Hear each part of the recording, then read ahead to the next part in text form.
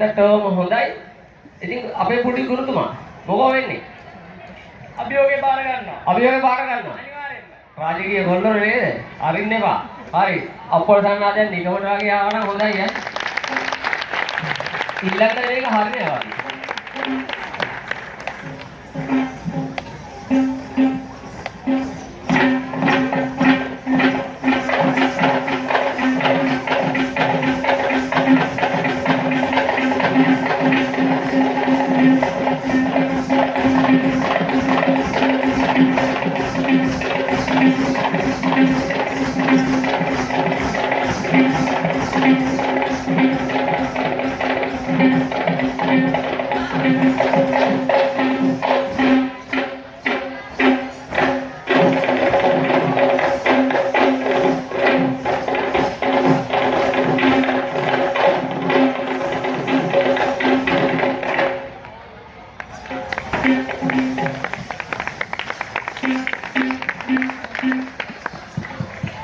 හරි.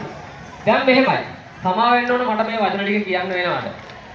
අපේ කලාවට අප්පුඩියක් ඉල්ලන්න වෙලා තියෙන්නේ නේද? ප්‍රසන්න වේදිකාවක එහෙනම් ගහමුද අප්පුඩියක් හේ කියලා කියපු ගමන් මම මේ ගහන්න නෙවෙයි කිව්වේ. අර ප්‍රසන්න වේදිකාවේ එහෙමනේ ගන්නෙ.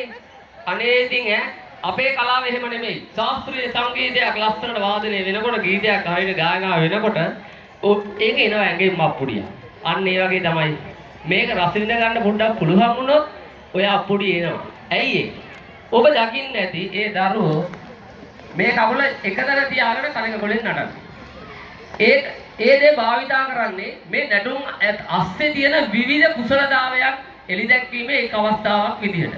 ඉතින් මම සතුටු වෙනවා පාරම්පරික මම විරාදන ශිල්පී ඒ දේවල් මේ දරුවන්ට දැම්ම දීලා තියෙනවා. ඇත්තටම ඒකට කමන්නේ මොකද අපි කොයි වෙලේ මැරෙයිද කියලා දන්නේ නැහැ. කොරෝනා බේත් එක විදලා ඉන්නේ. ඒ නිසා කොයි වෙලේ මැරෙයිද කියලා දන්නේ නිසා ඉක්මනින් ඕවා දී ගන්න ඕන. දී ගන්න පුළුවන් දැන් තියෙනවා බැරි දැන් තියෙනවා. අන්න එතරයි මෙහි තියෙන විශේෂත්වය. මම අහකට රවි සර් කියනවා. රවි සර් මේ වචන ටික කිව්වා.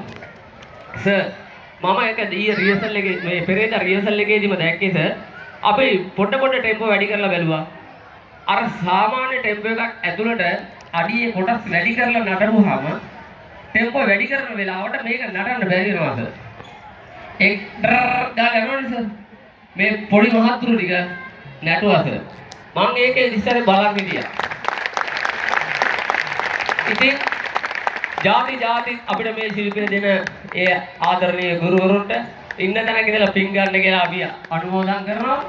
මම තව එක වචනයක් විතර අපිට මට කියන්න අවසර දෙන්න. ඔය නලින්ද අංගේ කුමර කියන ඔය චරිතය කැම්පස් එකේදී මට හම්බ වෙනකොට ඒ වෙලාවේ ඇත්තටම මේ හොඳට වෙස් නටන්න පුළුවන් දෙන්නයි හිටියේ බැච් එකේ. එක්කෙනෙක් එයා එක්කෙනෙක් මම. එයා එනවා දිග නරුවක් කරා මං එනවා කොට නරුවක් කරා. ඒ අපි කෝරළ දෙකක හින්දා.